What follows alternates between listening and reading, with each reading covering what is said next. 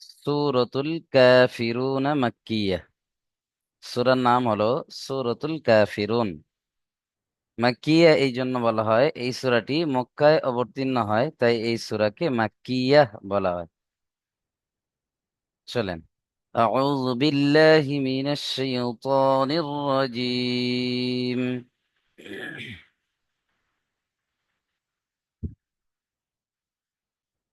বিসমিল্লাহির রহমানির রহিম।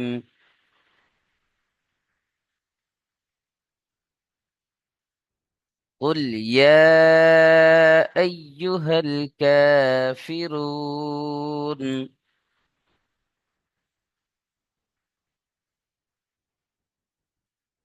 قف لام পেশ কুল। ইয়া খাড়া জবর ইয়া। কুল ইয়া। এখানে দেখেন মাদ রয়েছে, এই যে বা হুরুফে মাদ্দা রয়েছে। খাড়া জবর আলিফ মাদ্দার সমান না? তো হুরুফে মাদ্দা বা মাদের পরে হামজা দেখেন একই শব্দের মধ্যে, সেই যে, তাহলে এটাকে মাদ্দে মুত্তাসিল বলে। মাদ্দে মুত্তাসিলকে কেমন ভাবে পড়তে হয়?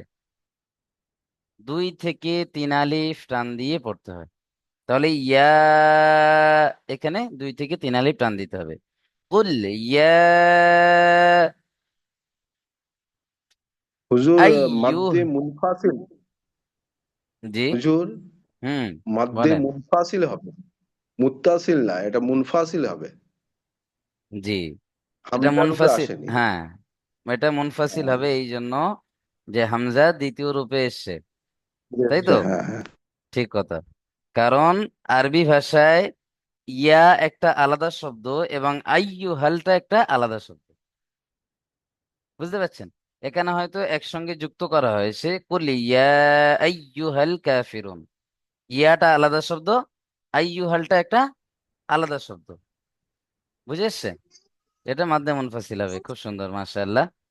এখানে হামজা দ্বিতীয় রূপে এসছে, আসল রূপে আসেনি। মাশাআল্লাহ। চলেন।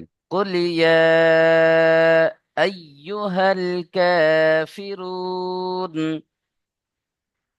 قل يا أيها الكافرون. আইয়ু, এখানে দেখেন হামজা ইয়া জাবার আই, ইয়া পেশ ইউ, আইয়ু। কুল ইয়া আইয়ু। হা লাম জাবার হাল। কুল ইয়া আইয়ুহাল। কাফ খাড়া জাবার কা, ফাজের ফি, কাফি। র ও পেশ রু, এখানে দেখেন ও মাদ্দা। ও সাকিন ডান দিকে পেশ ও মাদ্দা। ও মাদ্দাকে একালি পরিমাণ টান দিয়ে পড়তে হবে, প্লাস এখানে আরো একটা কায়দা রয়েছে। সেটা কি? মাদ্দে আরি জকফি। হরুফে মাদ্দার আয়তে। পরেই আমরা থামছি, তাই না? হুম। মাদ্দে আরি জকফি হবে। প্লাস আরো একটা কায়দা রয়েছে যে এখানে আয়াত করা হচ্ছে বা থামা হচ্ছে, তাই নুনের উপরে জাবারটা সাকিন হয়ে যাবে। সাকিন হয়ে দু জাবার ছাড়া যা কিছু আসবে আয়াতের শেষে কি হবে? সাকিন হয়ে সাকিন যাবে। হবে। তাহলে এখানে নুনকে সাকিন করে পড়বো আমরা। قل يا أيها الكافرون.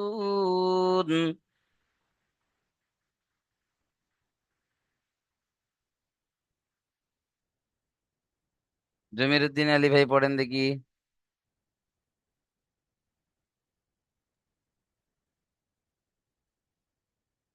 بسم الله الرحمن الرحيم.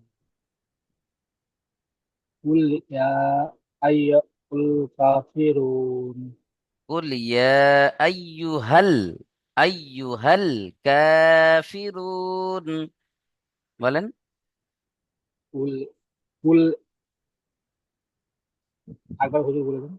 قل يا أيها الكافرون.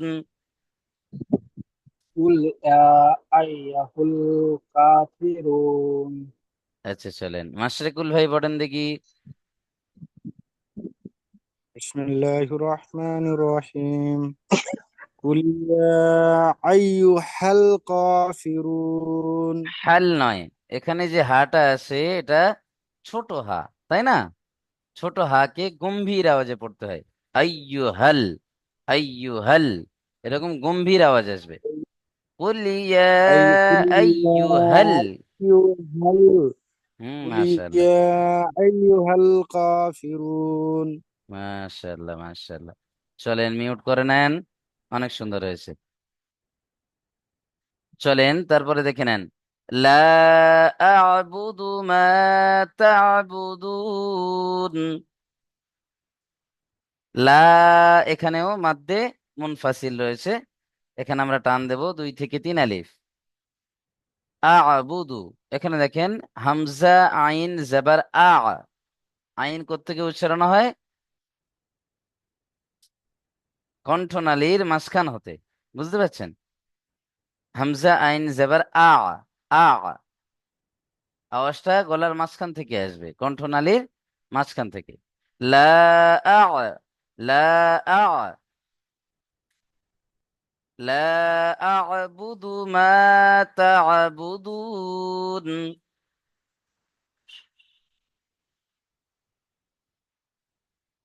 বাবলু সরকার ভাই পড়েন দেখি। লা আ'বুদু মা তা'বুদুন। এখানে দেখেন আ'বুদু বলে টান দিয়েছেন। দাল পেশ দু, এটা কি? আগত হারাকাত। হারাকাতের পড়া কেমন করে পড়তে হয়? তাড়াতাড়ি পড়তে হয়। হ্যাঁ, তাহলে এখানে জলদি পড়তে হবে। আরো একবার পড়েন। লা আ'বুদু মা তা'বুদুন। মাশাআল্লাহ, চলেন অনেক সুন্দর হয়েছে। আলম ভাই পড়েন দেখি। বিসমিল্লাহ। লা আ'বুদু মা তা'বুদুন। মাশাআল্লাহ, চলেন অনেক সুন্দর হয়েছে। তারপরে দেখে নেন। ওয়ালা আনতুম আবিদুনা মা আ'বুদু। ওয়ালা, এখানেও মাদ্দে মুনফাসিল রয়েছে। 2 থেকে 3 আলিফ টান হবে। লা, ওয়ালা আনতুম। এখানে দেখেন নুন সাকিনের পরে ইকফার 15টি অক্ষরের মধ্যে তা এসছে, তাই না? তাই নুন সাকিনকে বা নুন সাকিনের আওয়াজকে নাকের মধ্যে তুলে 1 আলিফ গুণনা করে পড়তে হবে। তাহলে আ তুম, এখানে গুণনা করবেন প্রত্যেকে 1 আলিফ। ওয়ালা তুম, বলেন প্রত্যেকেই। ওয়ালা তুম আবিদুনা মা আ'বুদু। আবিদুনা, এখানে দেখেন আইন খাড়া জাবার টান দিতে হবে 1 আলিফ। খাড়া জাবার কার সমান? আলিফ মাদ্দার সমান। তাই 1 আলিফ পরিমাণ টান দিয়ে পড়তে হবে। আইন খাড়া জাবার বা জের বি, জলদি পড়তে হবে। বি। দাল ও পেশ দু, এখানে 1 আলিফ টান হবে। ও সাকিন ডান দিকে পেশ, ও মাদ্দা, তাই না? তাহলে দাল ও পেশ দু, 1 আলিফ টান হবে। আবিদু, নুন জাবার না, আবিদুনা মা আ'বুদু। মা, এখানে টান দিতে হবে 2 থেকে 3 আলিফ, কারণ হরফে মাদ্দার পরে হামজা দ্বিতীয় শব্দের মধ্যে এসছে, মাদ্দে মুনফাসিল। চলেন। মা আ'বুদ, এখানে দাল সাকিন হয়ে যাবে আয়াতের শেষে। চলেন। ওয়ালা আনতুম আবিদুনা মা আ'বুদু।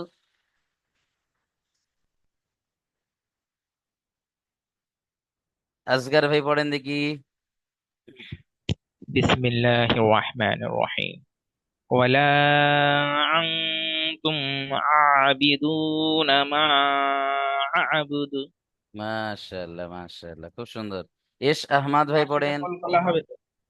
জি, দাল কলকলা হবে শেষে, দালের উপরে সাকিন আসছে, কফ ত বা জিম দালের মধ্যে আয়াতের শেষে দাল কলকলা হবে। আবুদ, চলেন। শাহ আলম ভাই পড়েন তো।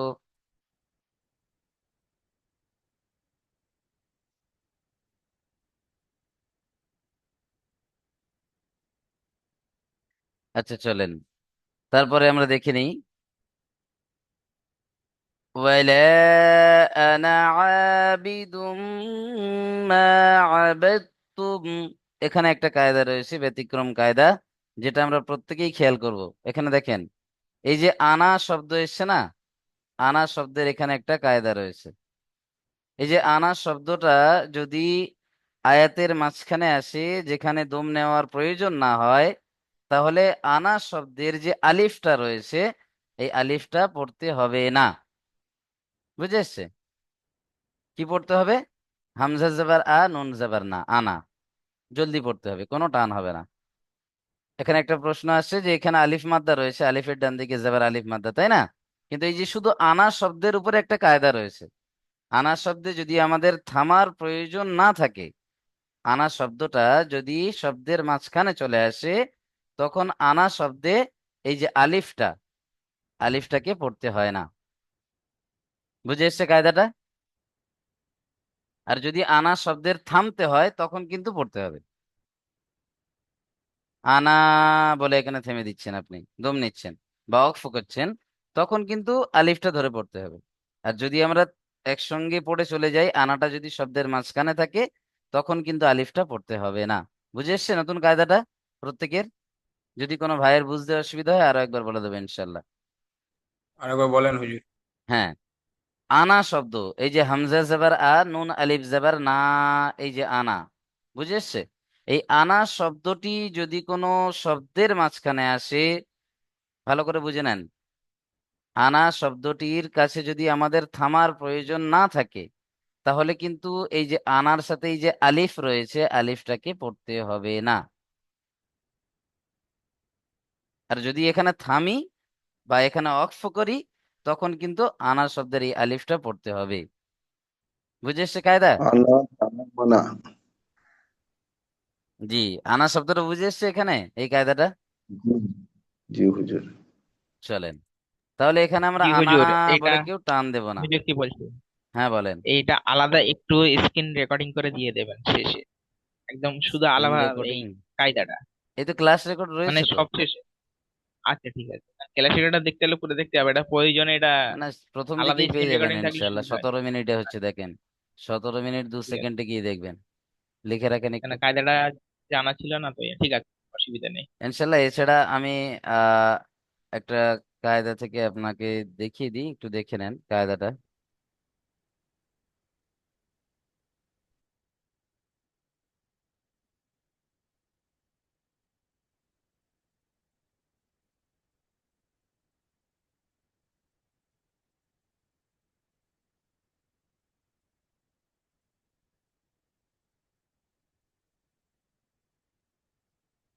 এখানেই রয়েছে, এই যে দেখেন,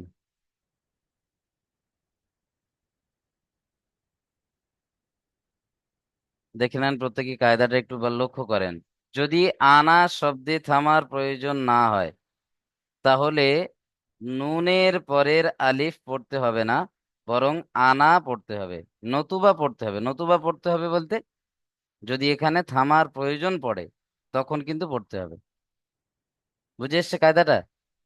আনা শব্দের থামার প্রয়োজন যদি না হয়, যদি পড়ে চলে যান, তাহলে নুনের পরের যে আলিফ রয়েছে, এই আলিফটা পড়তে হবে না। বুঝতে পারছেন কায়দাটা? জি, আলহামদুলিল্লাহ বোঝা গিয়েছে। চলেন, এখানেও দেখেন, আরো একবার আমি এখানে দেখিয়ে দিই। কোরআনের মধ্যে কিছু কিছু জায়গায় রয়েছে যেগুলো আনা, বা অনেক কিছু রয়েছে যেগুলো পড়তে হয় না, লেখার মধ্যে আসে কিন্তু পড়ার মধ্যে আসে না। এখানে দেখিয়ে দিয়েছে দেখেন, ওয়ালা আনা আবিদুম মা আবাদতুম, যেটা আমরা পড়লাম এখনই, দেখেন এখানে দিয়ে দিয়েছে, এইভাবে পড়তে হবে। ওয়ালা আনা আবিদুম মা আবাদতুম। এখানে এই যে আনার এখানে দেখেন এই আলিফটা পড়তে হবে না। পারা নাম্বার 30, রুকু নাম্বার 3, আয়াত নাম্বার 34। বুঝে এসছে? চলেন, আশা করছি ক্লিয়ার প্রত্যেকের কায়দাটা।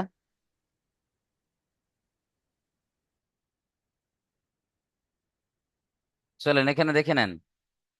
তাহলে এখানে কেমন ভাবে পড়বো আমরা? ওয়ালা আনা আবিদুম মা আবাদতুম। এখানে আনাটা টান দেব না। ওয়ালা আনা আবিদুম মা, দুম এখানে গুণনা করতে হবে। তানবিনের পরে ইউমিনের যে 4টি অক্ষর রয়েছে, ইদগামে ইয়ার মালুনের ইউমিন, ইয়া ওয়াও মিম নুন, তার মধ্যে এখানে মিম রয়েছে। তাই তানবিনকে মিমের সাথে মিলিয়ে একালিফ গুন্না সহ পড়তে হবে। একে ঈদগামে নাকিস বলে। কি বলে? ঈদগামে ঈদগামে নাকিস। প্লাস এখানে আরো একটা কায়দা আপনারা ধরতে পারেন, মিমের উপরে তাসদিদ রয়েছে, মিম মুসাদ্দাত অজীব গুন্না। চলেন, মেন কথা হলো এখানে তানবিনকে মিমের সাথে মিলিয়ে গুন্না করবো আমরা প্রত্যেকেই। ওয়ালা আনা আবিদুম, দুম বলে এখানে গণনা করতে হবে। দুম মা আবাদতুম, ওয়ালা আনা আবিদুম মা আবাদতুম। তানজিল ভাই পড়েন।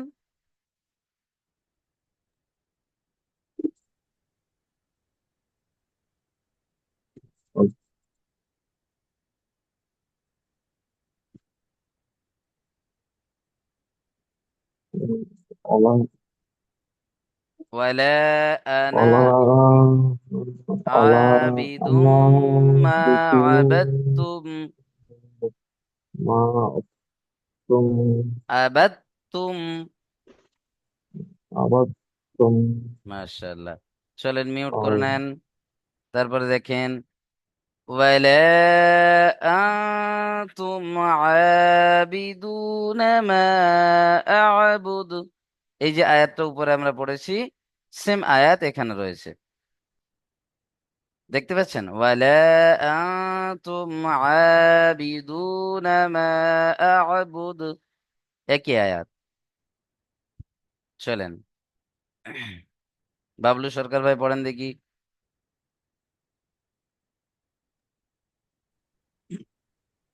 ওয়ালা আনতুম আবিদুনা মা আবুদ।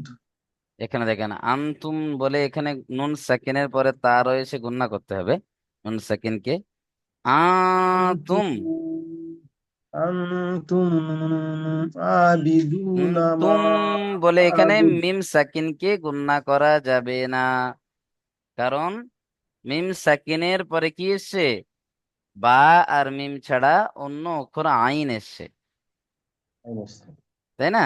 ইজহারে শাফাবি, মিম সাকিনকে বিনা গুণনায় জাহির করে পড়তে হবে। চলেন মাশাআল্লাহ, মিউট করে নেন। তারপরে দেখেন লাকুম দীনুকুম ওয়ালিয়াদিন। লাকুম, লাম জাবার লা, কাফ মিম পেশ কুম, লাকুম, দাল ইয়াজের দি, একালিফ টান হবে। লাকুম দি, নুন পেশ নু, কাফ মিম পেশ কুম, লাকুম দীনুকুম। প্রত্যেকে আমার সাথে সাথে পড়েন, তাহলে পড়তে সহজ হবে। লাকুম দীনুকুম ওয়ালিয়াদিন। ওয়াও জবর ওয়া, লাম জেরলি ওয়ালি, ইয়া জবর ইয়া, ওয়ালিয়া, দালিয়া নুন জের দিন, ওয়ালিয়াদিন। চলেন আফজাল হক ভাই পড়েন।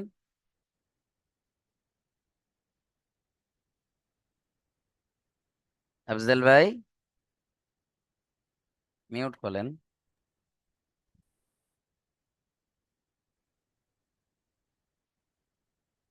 চলেন শাহ আলম সিদ্দিকী ভাই। লাকুম দীনুকুম ওয়ালিয়া দীন। মাশাআল্লাহ, মিউট করে নেন। খলিল ভাই পড়েন দেখি।